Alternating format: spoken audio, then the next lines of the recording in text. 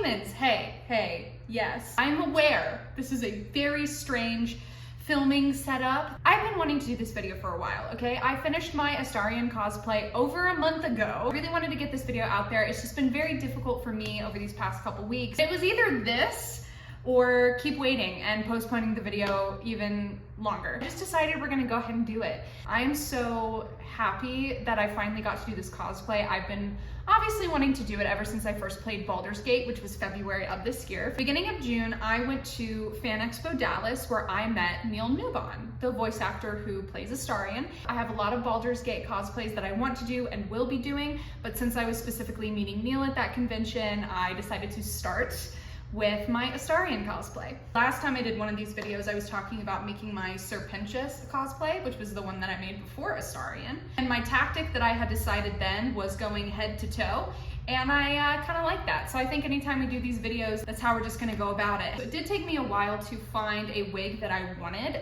The style I already had in mind, sort of like the beach wave kind of thing. I really wanted to not get a white wig. I wanted a gray wig. Would love to one day potentially find a white wig with gray sort of wisps or like with gray like woven into it. But if you try to find that, you will find really crappy old lady wigs, like the really cheesy, cheap, synthetic grandma costume style wigs. So I just decided to go for gray because I did not want to do a white wig because his hair is not white.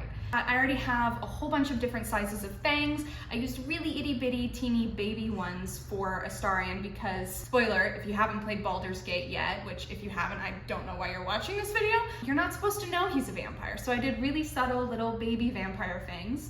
So I have like a whole collection of vampire things already. I have a lot of colored contacts, red being like one of the main ones that I wear. I try not to wear colored contacts unless the character's eyes are an evident staple of their character. Like, for example, I am going to be doing a Gale cosplay pretty soon. I'm okay with telling you that because by pretty soon, I mean in 2 weeks. I'm going to another convention to meet more Baldurs Gate cast members, but that we are saving for later. There will be a whole video on Gale. But essentially, for Gale, I will not be wearing colored contacts because I'm gonna ask you, can you tell me what color eyes Gale has off the top of your head? But you can remember Lae'zel's eyes, right? Because they're very unique. So maybe for a photo shoot, I'll wear the colored contacts, but generally, unless it's like evident, I try not to wear them. And one thing I didn't have though, while we're in the realm of Astarion's face region, elf ears. This was my first experience with elf ears. I would love to find higher quality like prosthetic ones that you can glue to your ear. And I actually did find a company that I really wanted to purchase from, but they only do bulk orders. So I would have to order like 20 pairs, which is expensive and I don't need 20 pairs. He's got a lot of hair. He really does. You barely see the ears anyway. I was okay with just getting sort of the run-of-the-mill Amazon $8 cheap ones. One hack that I did end up doing that I will tell you about, I took wig tape and I actually taped the ears to myself. The ears did not fall off. So it was really great at the convention and for filming TikToks and at the photo shoot. Not once did my ears fall off. The other time that I used wig tape was whenever I did a Phantom of the Opera cosplay. My friend Griffin and I, we both love doing gender bends, so he did a male Christine and I did a female Phantom. No, I didn't want like any sort of elastic or like ribbon tie situation with the mask, so I did wig tape it to my face. And it looked better that way. You can use wig tape for more than wigs, okay? I'm just saying. Makeup-wise, Astarion was pretty simple. I kept to a lot of silvers because his costume had a lot of silver accents in it, silver and gold, actually. He mixes metals. I'm thinking about that now. Speaking of silver accents, one thing that I didn't do that I would like to eventually is add silver rivets because he had those in his costume and I just didn't have the time and I wasn't sure how it would look. There might be some like minor things that I might change about Astarion, and I may also end up doing another version of him. I thought about doing a different like ascended Astarion look as well, or maybe something from that he just wears later on in the game. I did decide to go with red lipstick, one because vampire, obviously, and two, I just felt like he would. I felt like if he was female, he would be a red lipstick wearer. You know what? Just Astarion in general. No matter the gender, the universe, the multiverse that Astarion is in, I do think that he would be a red lipstick hoe. Absolutely. The lipstick that I wore for him is my all-time favorite lipstick. I don't get to wear it much as a redhead because it does clash. I've worn that with so many characters too because I love wearing it with characters with really dark hair. It's actually Sephora brand. You know what? It's not sponsored, but shout out. It is a Sephora brand $14 liquid lipstick, and it is long lasting, doesn't smear.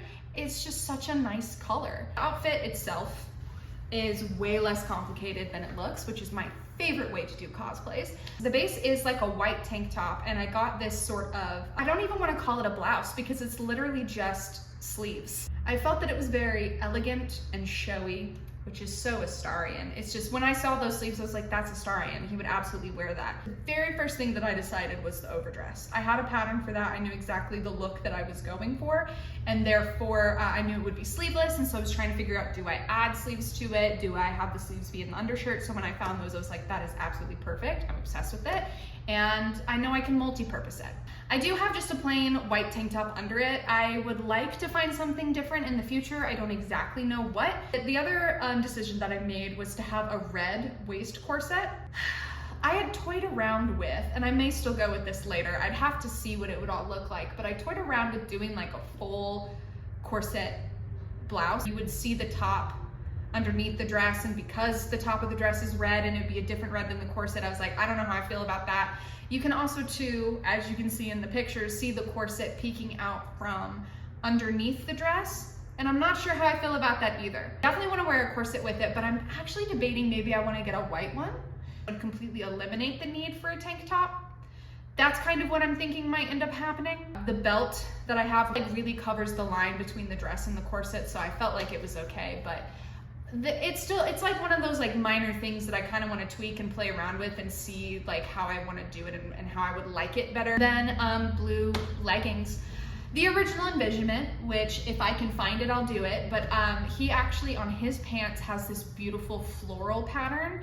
I kind of roped that in with like the lacing on the sleeves. That's kind of where that got tied into it, but I love the like floral designs, and also his art leather. Mine are just like plain leggings. I was looking for the fabric, couldn't find anything close to it or similar, so that ended up just like not being a thing this time, but maybe one day I'll happen across a fabric that'll work, and then I can also make that change too. I'm still playing around, I'm still fine-tuning it. The boots are actually just brown ankle boots that I've had for forever. The main part of the cosplay, the overdress, obviously this took me the longest. I definitely wanted to do a feminine approach to Astarion. Sometimes when I do gender bends, I kind of decide based on the character how feminine I want to go. But the real thing was, in his top, he has these sort of petals. Liked that and wanted to mirror and exaggerate it. The top is sewn together, but it stops it right about the hips actually. After that, the petals are free. One of my favorite accent pieces that I did in this costume was I did gold pipe seams. Last time I attempted it was like 2-3 years ago when I was gonna cosplay Cal Kestis, but it was in the middle of a pandemic, and so my motivation to do that quickly tanked. I would still love to revisit Cal Kestis again. One day I might do a video actually of cosplays that I really want to do, or like my dream cosplays, and you would definitely see him on there. But this is about Astarion. So I did the pipe seams, which I had only attempted once before, and I love how they came out, and I thought that they were really pretty. I think I knocked out that coat in about 2 days, and then spent a separate day stitching on the gold appliques that I had found. My embroidery machine, while very expensive, does not work. So I did just end up finding gold appliques and hand stitched them on. But hey, it was better than hand embroidering because it's a lot. But yeah, really truly overall pretty simple. So I made the costume and took it to a convention the first weekend of June. Main priority at this one was a photo op. I do know that I will have other opportunities to meet Neil.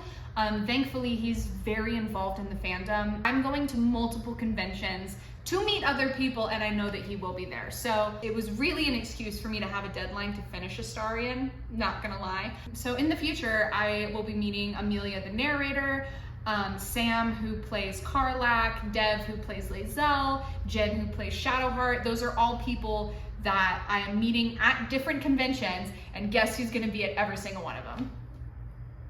Neil. Still need to get his autograph. I've already done a solo photo op. He will be in any group photo ops that I do. So I really just wanted to hop on here real quick, talk about my Astarion cosplay, show you guys how I made it, show you guys the awesome photo shoot that my friend shot. She's not a photographer. Doing the shoot was actually in a very public space.